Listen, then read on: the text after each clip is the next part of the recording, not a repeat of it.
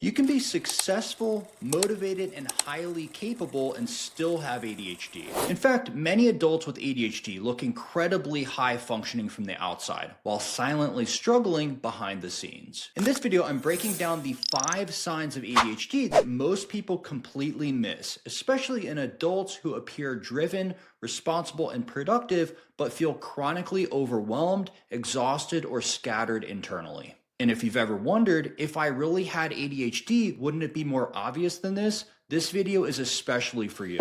Welcome back. If you're new here, I'm Dr. Dan Sullivan. I'm a licensed naturopathic medical doctor, certified functional medicine practitioner, and I also have ADHD myself. On this channel, my aim is to educate and empower using evidence-based medicine and a root cause lens, looking beyond medication alone to better understand what's really driving ADHD symptoms.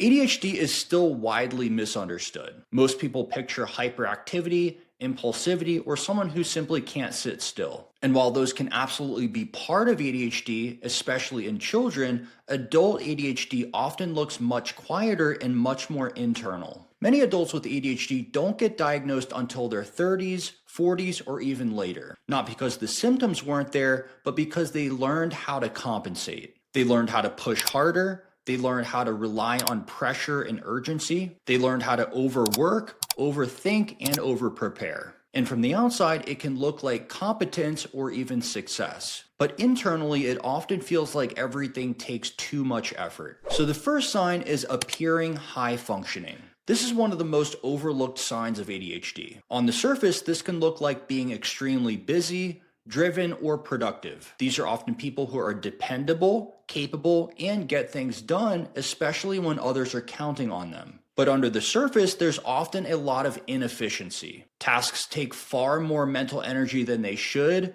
There's constant task switching, restarting, rereading, redoing, and mentally rehearsing. You may spend a disproportionate amount of time just trying to get yourself into the right headspace to begin. So yes, things get done, but they get done through brute force. And over time, that level of effort becomes unsustainable. This is where burnout, chronic fatigue, and a sense of why does life feel so hard start to creep in. Number 2 is hyperfocus. This is one of the most misunderstood aspects of ADHD. ADHD is not a lack of focus, it's difficulty regulating focus. When something is interesting, novel, emotionally engaging, or deeply meaningful, the ADHD brain can lock in intensely. Time can disappear, you may forget to eat, drink water, or attend to other responsibilities entirely. But when a task is boring, repetitive, or lacks emotional reward, focusing can feel almost impossible even if that task is objectively important. This happens because attention in ADHD is heavily driven by dopamine. Dopamine helps the brain initiate tasks,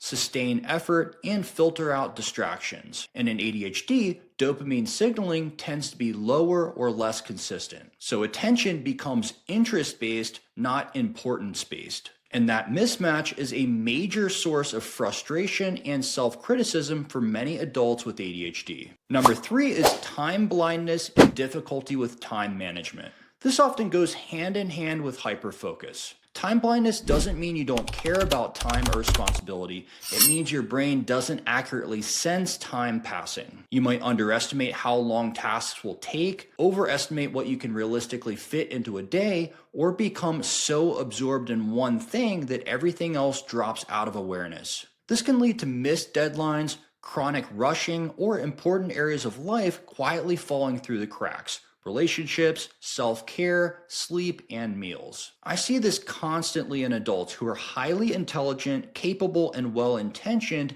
yet they feel they're always behind no matter how hard they try. Number 4 is difficulty regulating emotions. This is a huge one, and it's often misunderstood or minimized. A lot of mental energy in ADHD goes towards staying focused, organized, and on track. When the brain is constantly working overtime, there's often very little left in reserve. That means emotional resilience is lower. Small stressors can feel overwhelming, frustration escalates faster, emotional reactions can feel bigger and harder to contain, especially when you're tired, overstimulated, or under pressure. This isn't a personality flaw, it's nervous system load. When the brain is already taxed, emotional regulation becomes harder, not because you're weak, but because capacity is limited. And number 5 is impulsive spending or risk taking. This can show up as impulsive shopping, overspending, thrill-seeking, substance abuse, or other behaviors that provide a quick sense of relief or stimulation. From a brain perspective, these behaviors temporarily increase dopamine,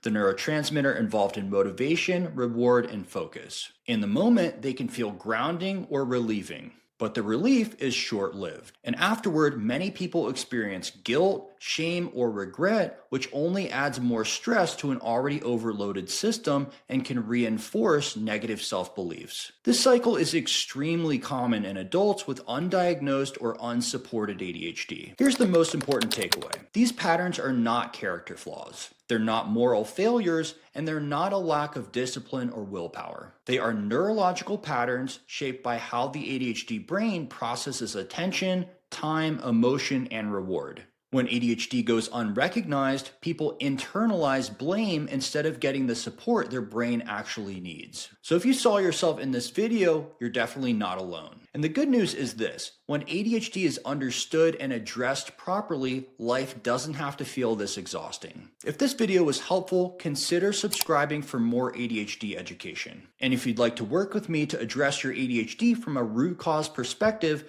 click the link in the description to set up a discovery call.